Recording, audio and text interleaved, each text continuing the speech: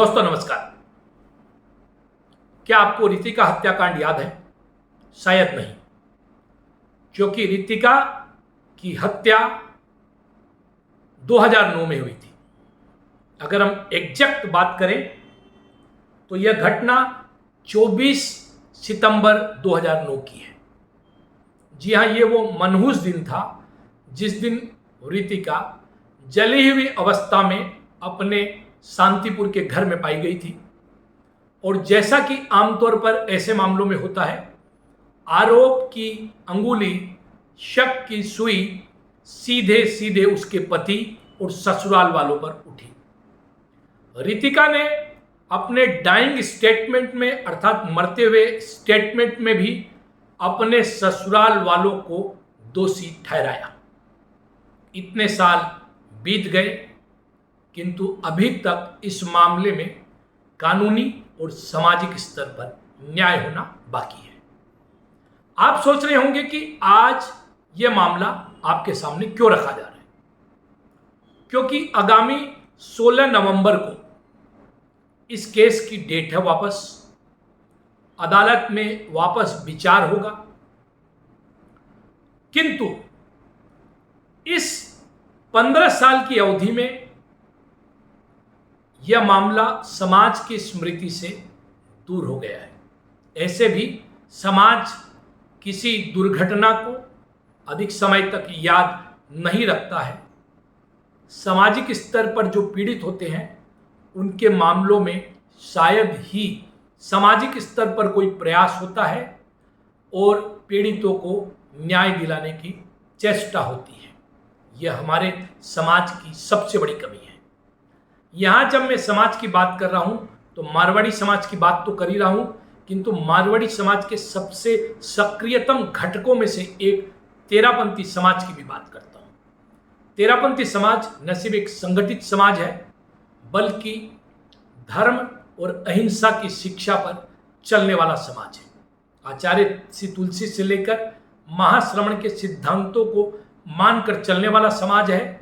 न्याय व्यवस्था में विश्वास करने वाला समाज है। किंतु खेद की बात है कि समाज से जुड़ी रितिका की हत्या 15 वर्ष पहले हो गई। रितिका तो चली गई, किंतु आज भी उसकी बेटी आरजू, उसका बेटा चेतन और उसका बेटा पीयूष अपने और अपनी मां के लिए न्याय की तलाश में है। रितिका के पीहर वाले उसके लिए और उसके बच्चों के लिए न्याय की तलाश में है। इस मामले में जैसे ही मामला सामने आया, वैसे ही पुलिस ने सबसे पहले कार्रवाई करते हुए रितिका के ससुर बाबूलाल घिया, देवर नवीन घिया, सास को गिरफ्तार किया, जेल में भेजा। इस दौरान उसका पति प्रवीण फरार हो गया और वो किसी को नहीं मिला। आज तक पुलिस उसे नहीं ढूंढ पाई है। यह असम पुलिस की भी एक बड़ी विफलता है। जबकि उसने विवाह किया, एक शिक्षिका के साथ एक बच्चा हुआ, ऐसा कहा जा रहा है। अमृतसर में वो था, बाद में उस महिला के साथ भी उसका तलाक हो गया। आज जब आरजू, चेतन और पीयूष अपने लिए न्याय की मांग कर रहे हैं, वे प्रवीण घिया के जायज संतान है। उनको उनकी पारिवारिक संपत्ति में, जो कि बाबूलाल घिया की पुश्तैनी संपत्ति है, उसमें कहीं ना कहीं हिस्सेदारी दी जानी चाहिए थी, ताकि उनका लालन पालन हो सके, वे चल सके। रितिका चली गई, किंतु सामाजिक स्तर पर भी ऐसा दबाव बनाया जाना चाहिए था ताकि उन बच्चों को न्याय मिले। यहां पर एक और दुखद बात आपके सामने रखना चाहूंगा। जो जानकारी मुझे मिली है उसके अनुसार चेतन को आंख की एक गंभीर बीमारी है। कई बार उसने अपने दादा और चाचा से संपर्क किया और कहा कि उसे इलाज की जरूरत है, नहीं तो वो अंधा हो जाएगा। चाचा और दादा बाबूलाल घिया उसे लगातार टालते रहे, उसके आंखों का इलाज नहीं कराया। जो सूचना मुझे मिली है उसके अनुसार बाद में उसका इलाज उसकी एक मौसी ने कराया। हालांकि अभी भी वो पूरी तरह से स्वस्थ एवं सुरक्षित नहीं है। इसके अलावा रितिका और प्रवीण की एक बेटी है आरजू, अन्य एक बेटा है पीयूष। इनकी पढ़ाई लिखाई से लेकर इनके लालन पालन और भविष्य में इनको कोई कठिनाई नहीं हो, इसकी जिम्मेदारी घिया परिवार लेने का इच्छुक नहीं है। ऐसे में कानून की बात तो होती है, किंतु साथ ही साथ इसमें सामाजिक दबाव की भी जरूरत होती है।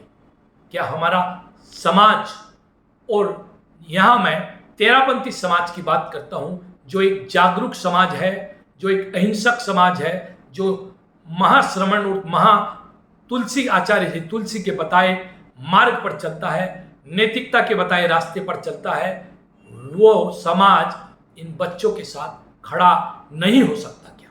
अभी तक की जो स्थिति है उसमें समाज ने किसी भी प्रकार की चेष्टा की हो, ऐसी बातें सामने नहीं आ रही। आवश्यकता है कि ऐसे मामलों में सामाजिक दबाव भी परिवारों पर बनाया जाए, ताकि जो बच्चे हैं उन्हें उनका जो अधिकार है, जो प्राप्य है, वह मिल सके। कानून अपना काम करेगा, किंतु समाज को भी अपना काम करने की जरूरत है। क्या समाज जागरूक होकर अपने घटकों को, अपने लोगों को बचाने के लिए पहल करेगा? यह एक महत्वपूर्ण बात है। 16 तारीख को इस मामले की डेट है, किंतु जैसा कि आप जानते हैं कि जिस बच्चे या जिन बच्चों की मां नहीं रही, बाप उनके साथ नहीं है, अभियुक्त है, उनके पक्ष में अगर समाज नहीं खड़ा है तो खड़ा कौन होगा? जिनके अपने नाना नानी या अन्य रिश्तेदार महज 2 जून रोटी खाने के लिए मशक्कत करते हो, वो कब तक गुवाहाटी में आकर केस मुकदमे लड़ेंगे? और ऐसी सूरत में केस मुकदमों के क्या हालात होते हैं, क्या हालात होते हैं, ये किसी से छुपा हुआ नहीं है। तो क्या अब भी समाज की चेतना जागेगी, समाज की सोई हुई आत्मा जागेगी और ये समाज रितिका के बच्चों आरजू, चेतन और पीयूष के साथ खड़े होकर उन्हें न्याय दिलाने का प्रयास करेंगे। यही आने वाले दिनों में तेरापंथी समाज की कठिन परीक्षा और कसौटी होगी, जिस पर हम निरंतर नजर बनाए रखेंगे। नमस्कार, देखते रहिए नॉर्थ ईस्ट तक। सब्सक्राइब करना नहीं भूलें। वंदे मातरम, जय आया होम, भारत माता की जय।